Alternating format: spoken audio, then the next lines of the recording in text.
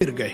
सब कुएं से बाहर निकलने की पूरी कोशिश कर रहे थे, पर कुआं बहुत गहरा था। कुएं के ऊपर खड़े मेंढक चिल्लाने लगे, छोड़ दो, तुम नहीं निकल पाओगे, ये इम्पॉसिबल है। एक एक करके सब मेंढक थक गए और हार मानकर कुएं को ही अपना घर बना लिया।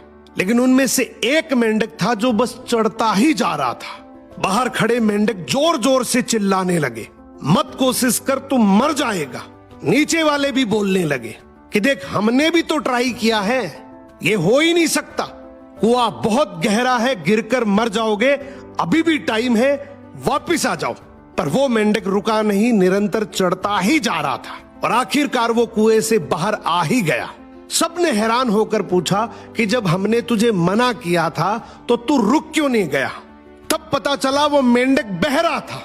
सो जिंदगी में अगर तुम्हें कामयाब होना है, बड़ा आदमी बनना है, तो बहरे बन जाओ, क्योंकि लोग हर मोड़ पर कैलकुलेटर लेके बैठे हैं जो तुम्हें किसी न किसी तरीके से नेगेटिव कर देंगे।